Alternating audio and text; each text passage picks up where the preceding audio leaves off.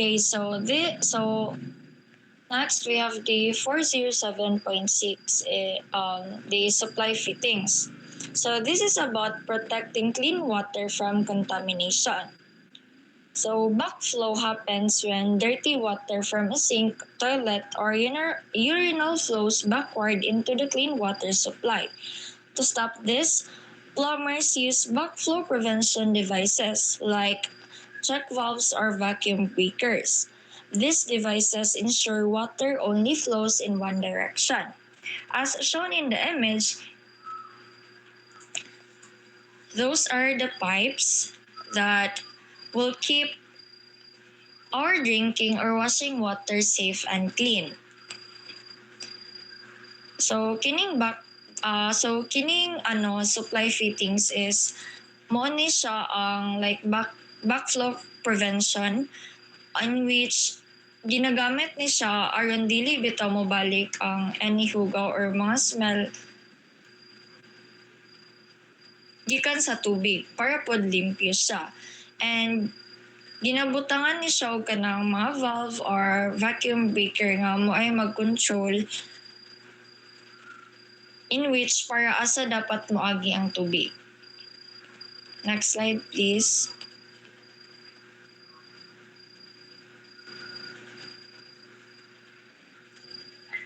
Next slide please.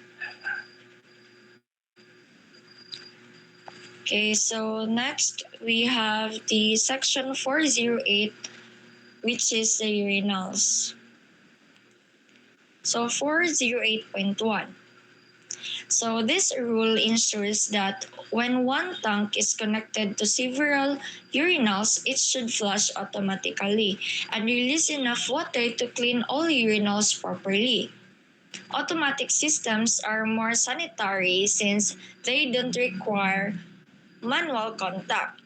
They may also use flushometer valves, which work by pressure, and to ensure safety, every urinal must have a vacuum breaker to prevent backflow contamination. So as seen in the image, this setup maintains hygiene and efficiency in public restrooms.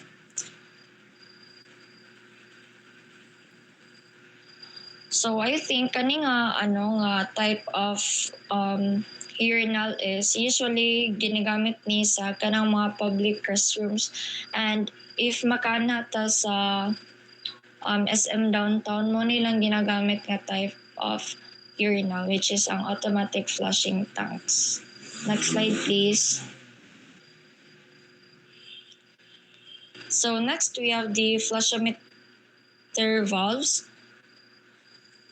So this device is a press or active to flush urinals. So according to this, each urinal must have its own valve that automatically closes after releasing a fixed amount of water. This ensures proper cleaning, prevents water waste, and maintains hygiene. Again, a vacuum breaker is also required for the safety.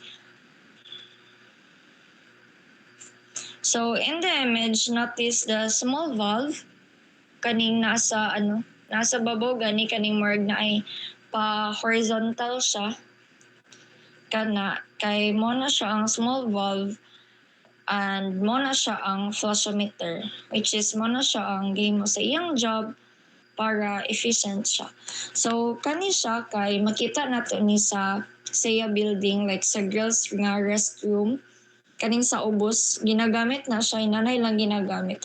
So ang advantage po daning flushometer valve is siya kaning makontrol ning mo ang water nga mag-aga, so imo siya makuan if enough na ba na or dili, kay compare man gud atong sa previous one is siya katong automatic kay siya dapat kay usually ang uban gani kay kada ganyan nilag tuplok, so kani is imo lang siyang i-bira-bira pa ay dili bira-bira, imo lang siyang tandugon, so makontrol nimo ang water nga mag-agas dala. Next slide please.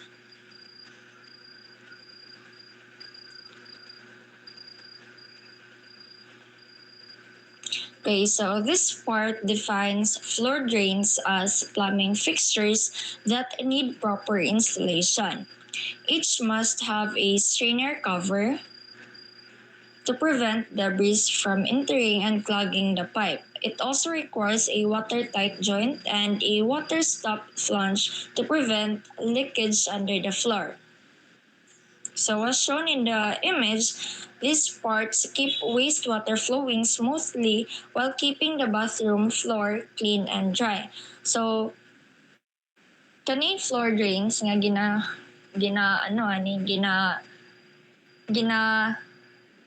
topic ani nga section is kabantay mo nang sa CR like kan laging drain usually gani ang uban kay naka-circle siya or naka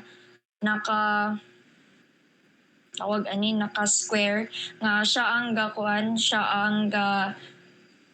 gasala ga-trap sa kanang for example usually magid common sa girls restroom kay atong mga buhok nga nangalagas or else if ever sa atong home kay kanang tapula na taglabay if natay gamay gani if ablihan na to tong shampoo so ito na ilabay di sa kilid so kana yan ang ginasala and in which gabi siya ka-helpful kay kani man gud siya ang ga-keep nga dili mabarahan atong mga pipes or atong mga drainage in which water lang gid ang ga-flow and wala tong mga solid nga maka-cause of clogging. Next slide please. So in this section, it sets the standard materials for shower floors or bases. They must be made from durable, non-absorbent materials like ceramic or porcelain so they don't absorb water or crack easily. Before installation, the materials should meet the approved building standards to ensure quality and safety. So in the image, you'll see different types of shower bases, each chosen for water resistance and easy cleaning. Next slide, please.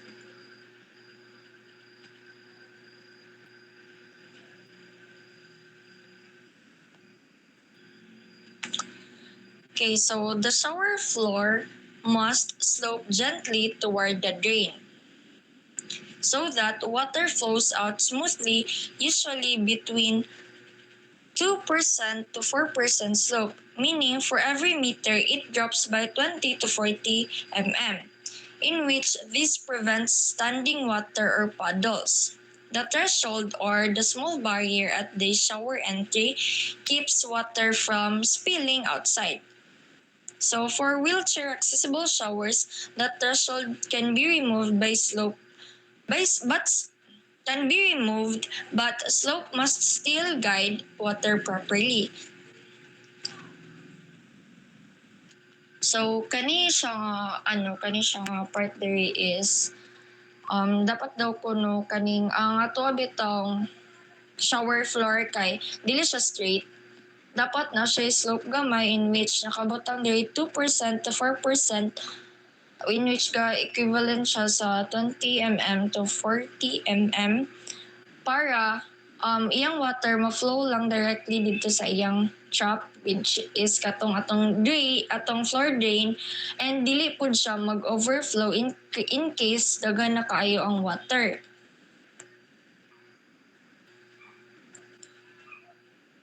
And nakabutang po diri nga atong threshold hold shall be of sufficient width to accommodate a minimum of 559 mm wide door. And for the exceptions, special shower compartments for wheelchair use may eliminate the curve or threshold.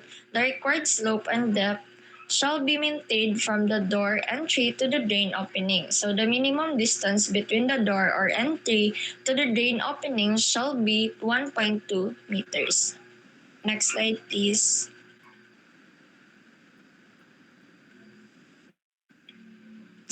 So in this section, it ensures comfort and safety. A shower must have at least 0.6 square meter of floor space, enough for a person to move comfortably. It must fit a 762 diameter circle inside, which represents a person's average movement area, and the minimum height of 1.78 meter ensures that most users can stand upright.